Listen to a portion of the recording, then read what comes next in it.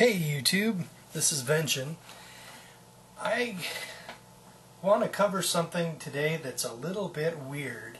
Now, the only reason why it's relevant is because if people are like going through their daily lives and then something incredibly weird happens, right? A lot of people would be in a situation, even a lot of preppers would be in a situation where they just couldn't accept it, and then they would give up or die, or they would just lose the ability to deal with their day-to-day lives because it's just they can't deal with it, right? Now, one of the things that I think is very important for a prepper to know is that the world is weird.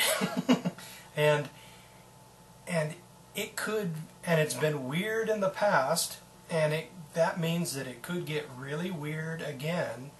And if that's the case, you gotta be able to just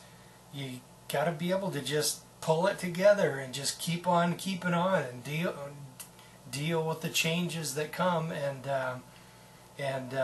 find a way to just keep going, because a lot of people, they will just be in a situation where they just can't deal with it.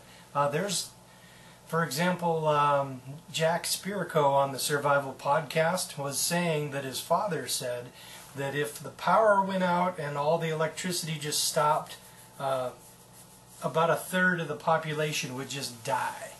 They wouldn't be able to deal with the changes. And it's important for us to be able to deal with changes. Now, one thing that I would like to cover that most people really don't know about, even most preppers might consider it's like really fringe stuff, you know. But then again, a lot of people, and a lot of us, once thought that fringe stuff was the Federal Reserve and that was all conspiracy theory, until we found out it was true, right? Well, what I would like to cover today is the pole shift. Now, in the past, people, our history says that a long time ago in the upper 48 and Alaska, Canada, that continent, North America, it was once covered with ice, more to the north of the continent, and it was covered with ice right around the Great Lakes that was like about a mile thick. And everybody just assumed that the whole world at one time just was totally frozen, and except for like the center equator area, right? But there's another point of view and another school of thought which is not endorsed by the educational institutions, and that is that about 11,000 years ago, according to other historical references, there was a giant cataclysm and floods and just all kinds of just nastiness, right? And anyway, during this, okay, now let's take some facts, right, from what we know about history, although there's one little piece that's sort of fringe. There was a captain or a general in Spain that dug up a bunch of reference material and copied a bunch of maps from older maps, and one of the things that were in the maps that he copied was a a pretty close outline of Antarctica without the ice. If Antarctica had no ice, the map would have been pretty darn accurate.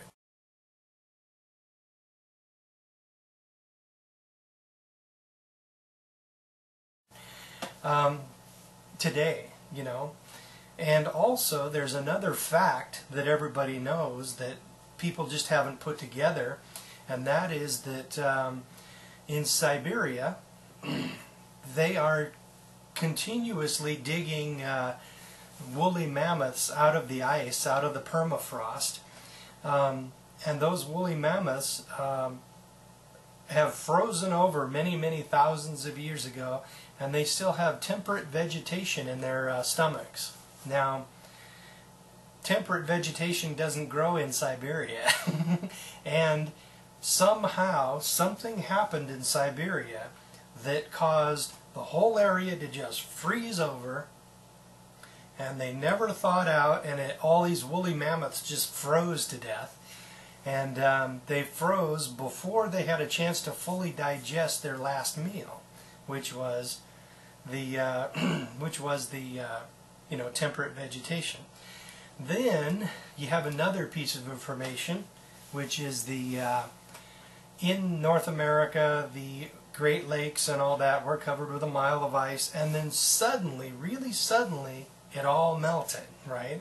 And there are, in eastern Washington, there are like places where the ground kind of goes like that, where it looks like a lot of water, just a lot of water was just rushing right through that area, and then it eventually just roared right down the Columbia River Valley and then out to sea, right? And it all happened like really suddenly. Now, let's put those pieces of information together. Now, to a lot of people, this is not news, and to a lot of people, it might be news, right? But the reason why, of course, I'm doing all this, or covering this, is because when the going gets weird, the weird get going. And we have to be prepared to deal with weirdness as long as it doesn't kill us, right? Now, here we have the Earth. Now let's call this the North America, or Canada and all that. And then down here we have like Antarctica as it is today. And anyway, over here we have Siberia, which is closer to the pole. Anyway, now, currently the Arctic area is like that. And in the past, basically, what appears to have happened was basically the North American continent was like farther in the Arctic zone, right? And then at that also, the part of Antarctica may very well have been, or at least most of it might have been ice-free. Now, then of course during the most recent pole shift, it's like the whole thing just cranked, and that caused Antarctica to get sucked down into the pole, pulled North America here out of the pole, the polar region, and then it immediately melted. At the same time, woolly mammoths from a temperate Siberia got sucked up into the polar area and froze over, and they all are frozen and deceased and buried in the ice, and people are still digging them out. And now let's put together ancient legends of Atlantis. Some people are theorizing that perhaps Antarctica, which was once apparently ice-free according to the maps, got sucked down. I mean, might have had some kind of technologically superior people who ended up getting sucked into the polar area in the most recent pole shift. Now, according to some people, this occurred about 11,000 years ago, and if that happened, of course, some people think that it might very well happen again, and it's possible, you know. So it's kind of important to sort of be ready for weirdness. As long as it doesn't kill you, you got to be able to deal with this stuff and think on your feet and be able to take action that might very well possibly save you. You know, it's a possibility. And also, there were a lot of changes. Supposedly, before this most recent pole shift, there were another race of human beings. They're digging the bones up both in the Siberia, Russia, and as well as Mexico, places like that. And these guys, they were apparently, if you looked at the skeletons, they were about 9 feet tall. And also the heads, they were bigger than ours. And basically a human skull is kind of like that. And there's the nose, jaw, horrible. Oh yeah, a little bit higher skull there. But anyway, these guys, right, basically had an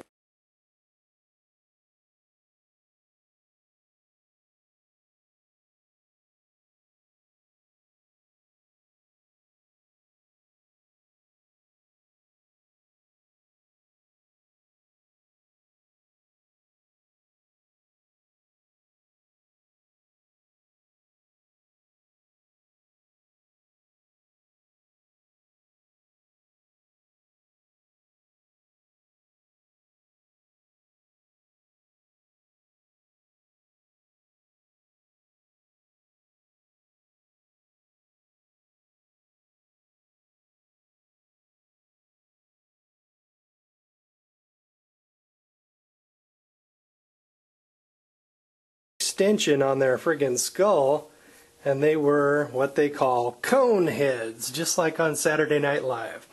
Now, Saturday Night Live, the cones are a little bit different. They're like just straight on top, basically. But in the skulls, which I'll probably link to, they sort of, the skulls, like, there's the eyes. Anyway, they kind of go up and back a little bit. Kind of like, yeah, well, anyway, so, and there's some pretty good pictures of some conehead skulls in Central America somewhere. So I find that highly interesting. So basically, the world appears to have once been significantly weirder than it is now, and if it was weird in the past, it can become weird again. So it's important for preppers and people who are into preparedness to be able to keep their mind open, and when everybody else is panicking and running around in circles and for doing nothing useful, it's important for us to be able to keep our calm, keep our cool, and take action that may or may not keep us alive. I'm doing a little action right now. My bug out vehicle broke, so the planning ahead, which I did when I bought that truck, I bought it because 2 reasons. It's non-electronic, EMP proof, and I used to be a really good Cummins engine mechanic, and I spent about 6 years working on those engines as well as trucks, and so I can like fix those things in my sleep. So I'm in the process of pulling the injectors out and yanking the P7100 fuel pump. I'm going to have all those things tested. The injectors are in the shop right now, and basically I'll have the pump thrown on the stand and tested if the injectors are not okay, or if they are okay. I'm hoping it's just the injectors.